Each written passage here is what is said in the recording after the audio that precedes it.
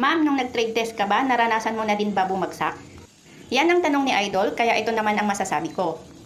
Hindi ako naniniwala na lahat ng mga naging veterano na at mga magagaling na welder ngayon ay never or hindi man lang nakaranas na bumagsak sa trade test dahil alam ko at obviously alam natin na lahat ay nagsimula sa pagiging baguhan hanggang sa unti-unti na silang gumagaling sa trabaho. Kaya para naman sa tanong ni Idol, oo, syempre, maraming beses na rin akong bumagsak sa trade test. Sa katunayan, mas marami pa nga ang bagsak ko kaysa pumasa sa trade test, lalong-lalo na noong baguhan pa lang ako. Gaya nga ng nasabi ko ulit sa mga nakaraang videos ko, kaya ako naging welder ngayon ay dahil sa tulong ng isang tao para makapasa ako sa trade test. Nabanggit ko sa inyo noon na iba ang naghinang sa tubo ko para pumasa sa trade test at makapasok ako sa trabaho, di ba? Sabi ko nga, dati akong trainee ng EEI Corporation noon, year back 2007. At dito, bago ka maging official na welder nila, after training, kailangan mong maipasa ang trade test. At ang isa sa patakaran nila sa trade test, kapag bumagsak ang una mong tubo, ang kapalit ay 2 tubo. At kapag bumagsak ulit ang 2 tubo, 4 ang kapalit. Kumbaga, sa bawat bagsak, doble ang kapalit na tubo. So, ang nangyari naman sa akin, sa unang trade test ko ay bumagsak ako. Kaya nag-retake na naman ako, pero 2 tubo na. Pumasa naman ang isang tubo ko, pero bagsak ulit ang isa. Kaya bayad ulit ako ng 2.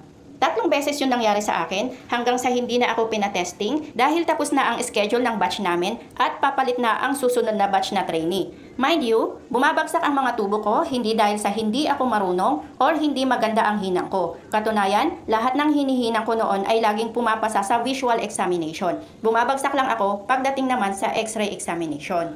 Bale, isa ako sa 4 na trainee nila noon na naiwan dahil hindi makapasa-pasa sa trade test. Yung mga kasamahan ko na nauna ng pumasa ay nakapagtrabaho na agad sa project ng EEI noon sa Bataan Petron Refinery at sa fabrication din nila doon sa Astra Bataan. Sobrang inggit ko naman sa kanila at talagang nanliit naman ako sa sarili ko that time.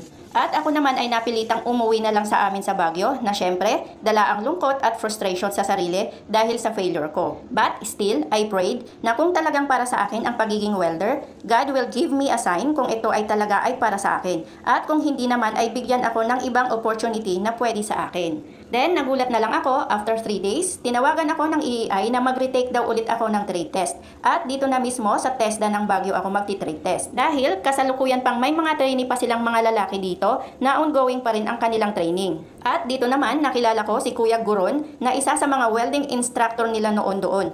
At ang nangyari, hindi na niya ako pinahinang dahil siya na ang gumawa ng tubo ko and luckily, pumasa ang 2 tubo na ginawa niya para sa akin. Then, after a month, tinawagan na ako ng EEI para magtrabaho sa kanila. So, yun ang short story ng kauna-unahang mga failure ko sa trade test na hinding-hindi ko makakalimutan.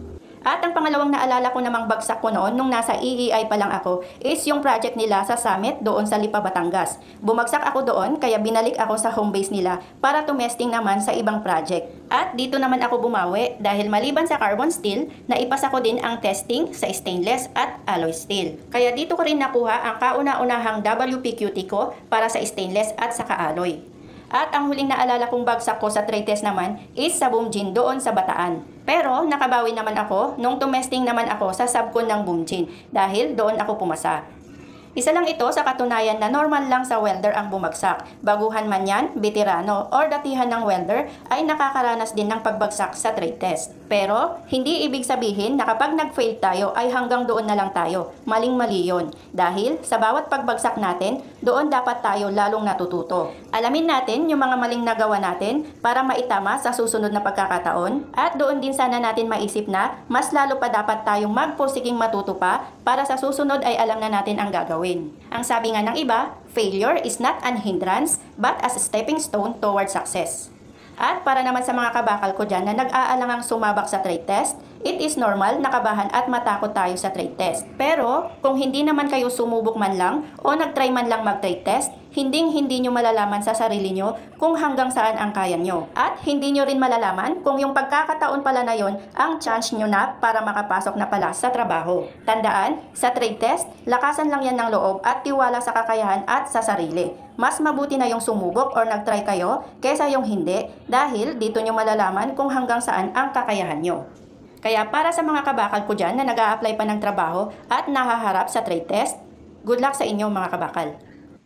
So bago ulit ako magpaalam, shoutout muna sa isa sa mga hinahangaan at iniidolo kong magaling na welder at isa sa mga pinagkuhanan ko ng iba pang kaalaman sa pamamagitan ng panunood sa kanya habang siya ay naghihinang. Ang dati kong foreman noon dito sa Taco Field Company pero ngayon ay nasa Hong Kong na bilang isang magaling na welder doon, si Foreman Junjun Karumba Mindo. At shoutout din kina Rosel Paulete, Zyren Ace Basalan, at kay Deepas Welder Vlog.